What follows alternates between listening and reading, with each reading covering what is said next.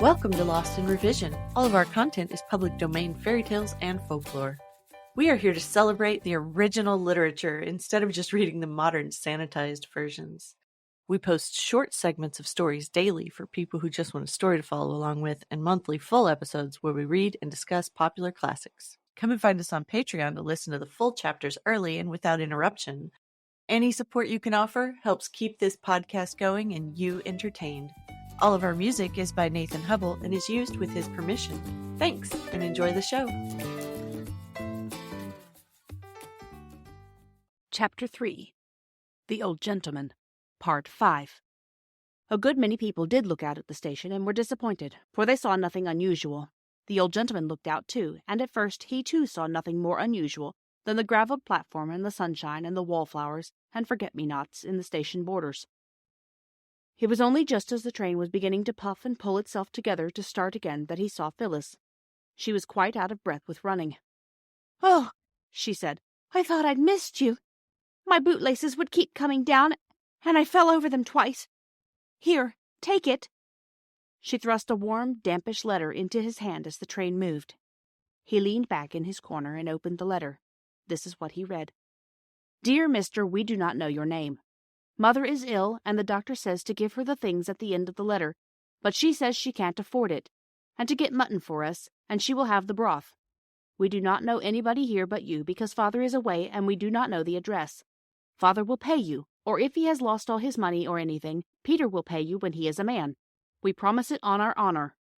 I owe you for all the things Mother wants. Signed, Peter. Will you give the parcel to the station master because of us not knowing what train you come down by? Say it is for Peter that was sorry about the coals, and he will know all right. Roberta, Phyllis, Peter." Then came the list of things the doctor had ordered. The old gentleman read it through once, and his eyebrows went up. He read it twice, and smiled a little. When he had read it thrice, he put it in his pocket and went on reading the Times.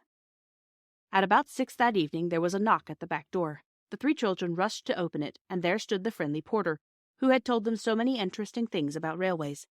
He dumped down a big hamper on the kitchen flags. "Old gent," he said. "He asked me to fetch it up straight away." "Thank you very much," said Peter. And then, as the porter lingered, he added, "I'm most awfully sorry I haven't got tuppence to give you like Father does, but—" "Drop it if you please," said the porter indignantly. "I wasn't thinking about no tuppences. I only wanted to say I was sorry your mamma wasn't so well, and to ask how she finds herself this evening. I fetched her along a bit of sweetbriar. Very sweet to smell it is." "Tuppence indeed," said he, and produced a bunch of sweetbriar from his hat. "Just like a conjurer," as Phyllis remarked afterwards. "Thank you very much," said Peter, "and I beg your pardon about the tuppence." "No offence," said the porter, untruly but politely, and went away. Then the children undid the hamper.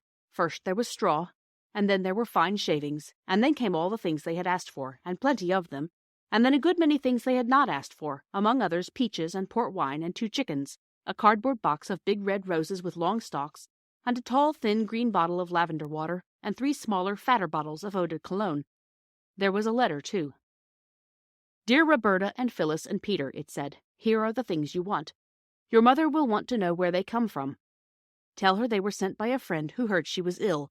When she is well again, you must tell her all about it, of course, and if she says you ought not to have asked for the things, tell her that I say you were quite right, and that I hope she will forgive me for taking the liberty of allowing myself a very great pleasure."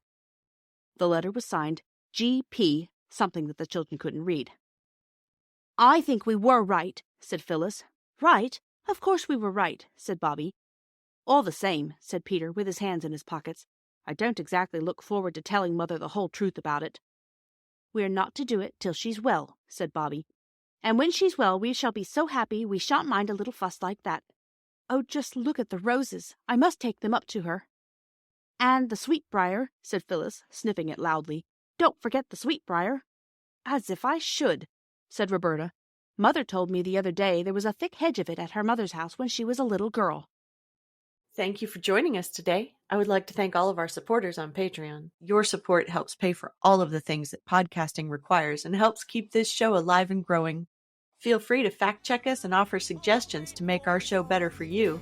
You can send us an email at lostinrevisionpodcast@gmail.com. Don't forget to follow and give us a good review anywhere you listen, and share with your friends and family. There's a lot more waiting for us all at the end of the road.